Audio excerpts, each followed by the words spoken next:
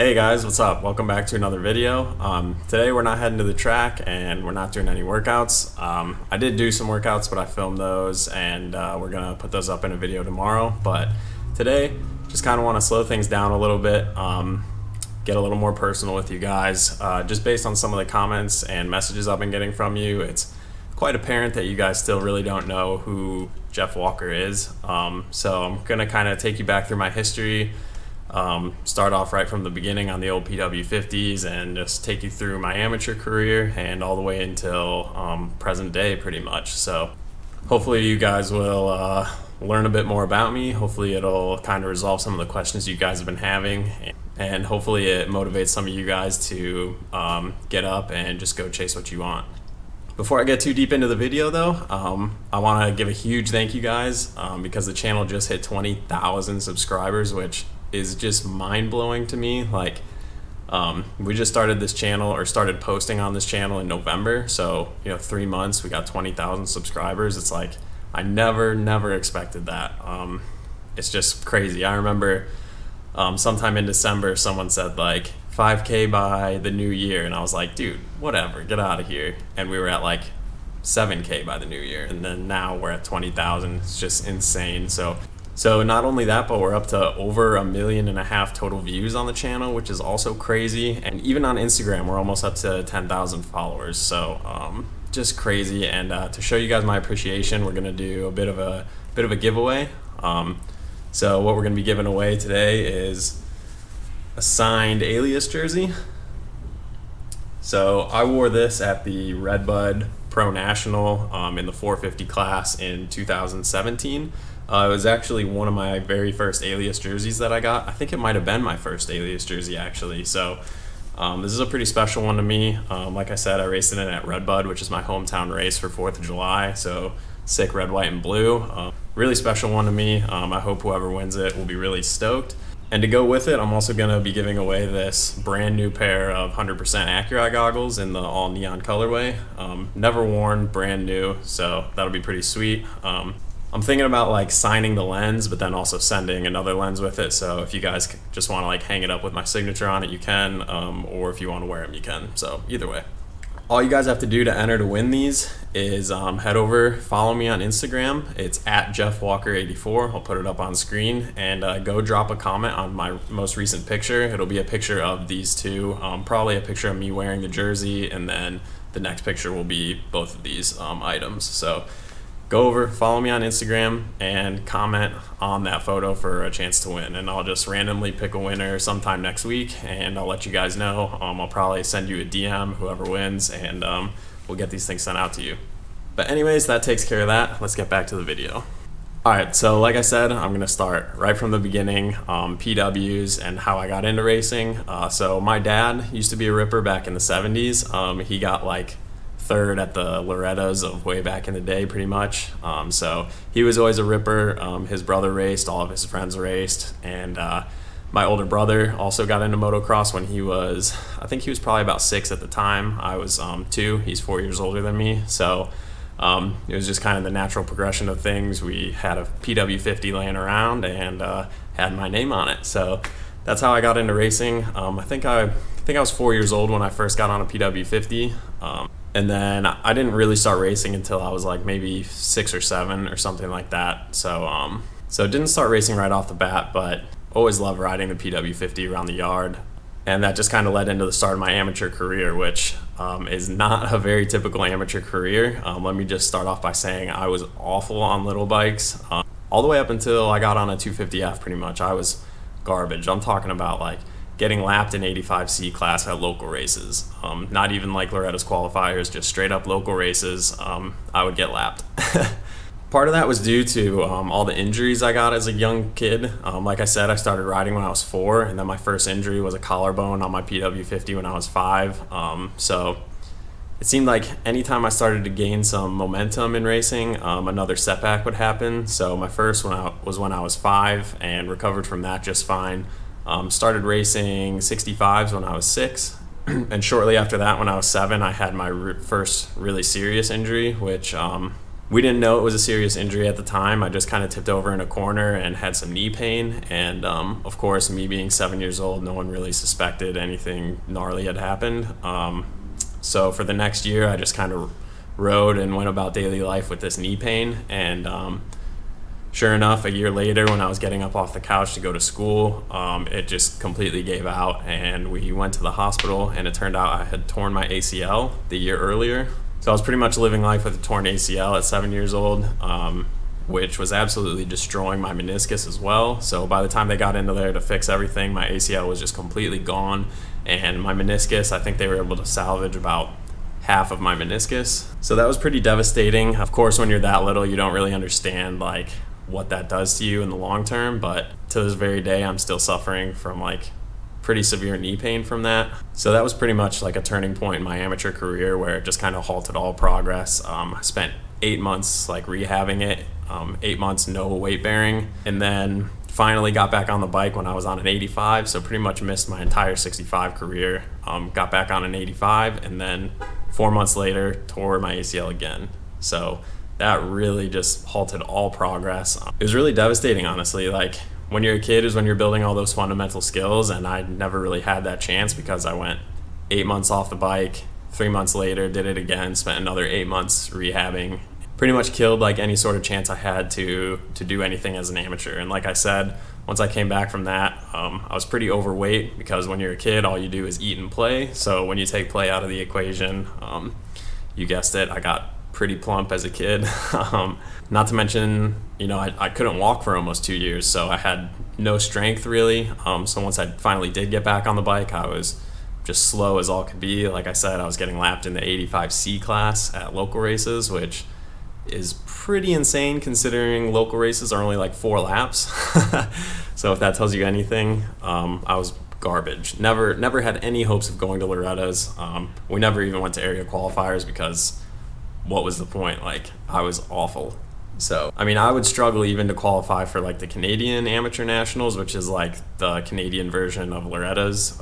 We'd have to go to like 4 or 5 different qualifiers just for me to make it into that. And then I would end up getting almost last place when we did go. Obviously, needless to say, no one ever saw any sort of future in racing for me. My older brother, he's 4 years older than me. He was always a ripper, always super fast as a kid, always winning all the like super mini and 125 stuff at the time. And of course, all of his friends were super fast too, and pretty much their favorite pastime at the races was to pick on me for being so slow and overweight. And during the winters, we would all take a trip down to like Georgia practice facility and just various tracks around down in Florida whenever we would have like winter break or spring break. I didn't really have any friends at the races because I was just so slow. Like, who would want to talk to me?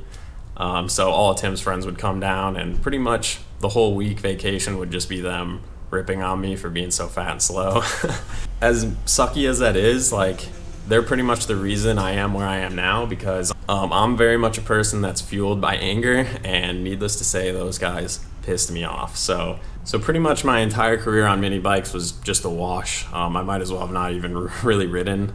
At one point, I actually was really considering just like quitting racing and just riding my pit bike around my yard, which is something I absolutely love to do. We just had a little pit bike track, and I would burn laps on that thing all day, every day. But anytime it came time to racing, just for whatever reason, I sucked and I hated it. I would find any excuse in the book to like skip my second motos at local races because I just didn't enjoy it. And then again, when I was 12 years old, I had a really bad ankle fracture right at the growth plate, tib and fib, which set me off for a really long time. I think I spent like 13 or 14 weeks off the bike for that one. And that was like just when I started to get a little bit of momentum going. I finally got up on big bikes, started to lose a little bit of weight, and got a little bit more strength. And then that injury hit me, which sent me back a lot again. Finally, 2010 is when things started to turn around for me. I was 14 years old, and I finally got up on a 250F. I started high school, and I actually joined a weight fitness class, like a strength training class in high school. So I lost all my weight. I got really thin, super strong, and finally things started to turn around for me. So I finally started to pick up just an ounce of speed, like I was finally battling for like top 5s in the C class at local races and things like that. So we decided to try and go for Loretta's in the C class, which is honestly the best decision we ever made. So it was 2010 at Baja Acres in Michigan where I finally made it to Loretta's, and it was in the C class, but I didn't care. Honestly, that was like the gnarliest thing that had ever happened in my career. If it tells you anything, my mom was just bawling when I crossed the finish line because she knew that no one really believed in me, and I really didn't believe in me either. And so for me to finally make it was like, that was my career right there. That was going to be like the best thing I ever achieved in my career. And at the time, it was, for sure. So I started training pretty hard that summer for Loretta's. We got down to the ranch, and somehow, first moto, I ripped a good start and was running third like the whole moto. And on the last lap, just had a little bobble and ended up fourth. And we were just like, we were ecstatic. Like, we didn't know what to think. Because me, just 2 years earlier, I was getting lapped in the C class. Like no one ever suspected that from me. And obviously, it's still the C class at Loretta's. Like, it's not a big deal for most people, but for me, that was just insane. And the rest of the week pretty much followed in a similar fashion. I got a bunch of top fives, a couple top tens, and finished out the week getting top five in both 250C, stock, and mod. And that's really what just started the whole snowball effect. Pretty much after that, I kind of started to get a little bit of confidence in myself, and I told myself right then and there, like, I was done being picked on, I was done being slow, I was done sucking at the only thing that I really loved to do. I didn't play any other sports or anything, motocross was all I had, and I told myself right then and there I was going to do whatever it took, no matter what, to finally get fast and do something with motocross. At the time, I was still never thinking professional. Obviously, I was in the C class, but I just wanted to get good. I wanted to be proud of my riding ability.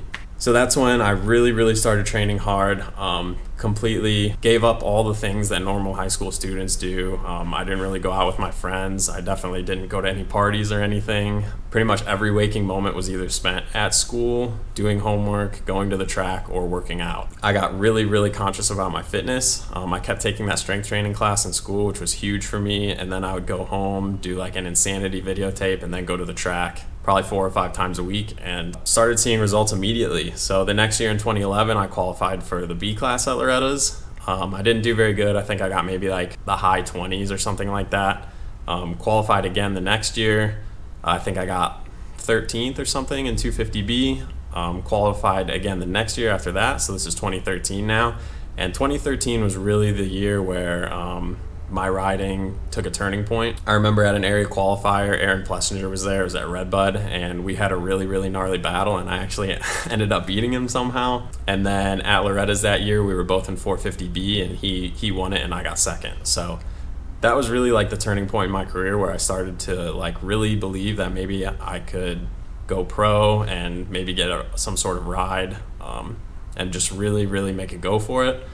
And so that's what I did. And so then 2014 rolled around, and I was gonna all set to qualify for Loretta's in the A class. Went to my first area qualifier and messed up my wrist really bad. Ended up missing all the rest of the area qualifiers, and obviously couldn't go to Loretta's then.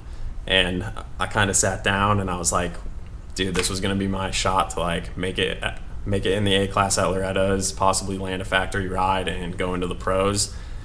And I was really bummed because I just put in all that super hard work for this moment, and it kind of like was getting flushed down the toilet almost. But instead of just kind of giving up then, we decided to just go hit some pro-ams, get my pro license, and just go try and ride some pro nationals and just see what happened. And so that summer, the summer of 2014, I qualified for my very first pro national at Redbud.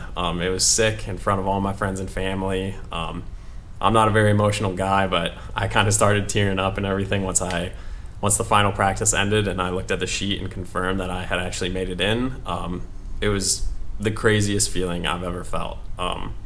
All those years of hard work like led up to that moment, and I finally like made it happen. Like from racing the C class, 4 years earlier I was in the C class at Loretta's, and then just 4 years of insanely hard work, and I was qualifying for pro nationals. Like, just insane. I never expected that. I don't think anyone expected that from me. So that winter, I really had a lot of confidence going into the winter, and spent all winter training down in Georgia at Climax Motorsports Park. I did a bunch of training with Brad Jarominski from Club 57. He really took my riding to the next level, cleaned up my technique, and really just worked on all of my weaknesses. So Brad is an awesome dude located in Florida. If you're ever in Florida and looking for somewhere to train, hit him up. He's an awesome dude. So that was my year to make a really big push in the pros. I was all set to go out to California. I actually drove out there and actually I did a little bit of riding out there before the first nationals, and literally a week before Hangtown, busted my knee again. And I was just, there were no words for it. I was absolutely gutted. It felt like someone just completely ripped a sail off my boat. Like, I was just completely gutted. Had to drive home, get operated on, healed up, and went back out and ended up just doing some local ones that year. Qualified for Redbud, and I think Millville, maybe High Point as well. I can't really remember. And that was the year like I took off between high school and college to really go for it, and that kind of ruined it. So I was pretty much all set to hang up the boots and go to college, which is what I did actually. Came down to Florida Gulf Coast University, which is where I still am currently. Didn't bring a bike down. It's kind of accepted that that was kind of it for motocross. So went to school from August until May, and when I came home, I just kind of hopped on the bike again just to play around. After my very first lap, I knew that I still kind of had it. My fitness obviously was not there, but I knew I had the speed, and I told my dad, I was like, we got to make another effort this season. So it was basically a month and a half until Redbud, and I just trained again and qualified again. And I was like thinking to myself, dude, you put in 1 month in the past 10 months of riding and you qualified for a pro national. There's got to be more to it for you. So the next winter when I came down to school, I brought a bike down, did a little bit of riding, and really put in a huge effort in the 250 class to hit all the pro nationals, which this is now the season of 2018. And so that's what I did. Just trained my ass off all winter, went out to California, and that started my 2018 season, which I actually ended up doing pretty good. Qualified for all the 250 rounds that I went to, which was 7 of them. So I ended up scoring my career best at Indiana in the mud, and I ended up getting 11th, which was actually my first career points. Just shy of getting a 2-digit number this season, which would have been really sick, but gives me something to look forward to this year. So this year I'm kind of doing the same thing, just putting in insane work. You guys have kind of been along for the process, and I'm going to do the 250 class again, and I'm set to do all the rounds again. And hopefully we'll be able to kind of build off of last year's, where we ended last year's season, keep getting points, get that 2-digit number. Definitely going to bring you guys along and vlog at all the nationals, so hope you guys are really excited for that. I definitely know I am. And yeah, hopefully 2019 will be good to us. But I guess the moral of the story here is, if you're a kid at home right now, or if you're a dad who has a kid and they're not a superstar on little bikes, don't be too hard on them. Don't give up on them. It can definitely still happen. No matter what their skill level is right now, if they put the work in, they can do it. So talking to you kids out there, you guys can do it. Just dedicate some time to it. Maybe give up some of the things that other kids are doing. Don't go out and party, hit the gym, put the time in on the bike, and you can do it. Seriously. If I can do it, you guys can do it. Ask anyone who knows me and they would tell you absolutely no way did they think I was going to be a professional motocross racer. But anyways, guys, that's pretty much the story of my whole motocross career, really. As always, if you guys have any more questions, maybe I missed something and you guys are still interested on it, let me know. I'll try and do my best to answer all of your comments and messages and everything like that. Don't forget about the jersey and goggle giveaway. Like I said, all you have to do is just go follow me on Instagram and comment on my most recent picture for your chance to win, and I'll announce the winners sometime next week. So hopefully this answered some questions that you guys might have had for me. Hope you guys kind of enjoyed this little story time, and hopefully maybe it kind of motivated you to pursue your dreams. So anyways, guys, thanks for watching. Make sure to like, comment, subscribe, and we'll catch you next time.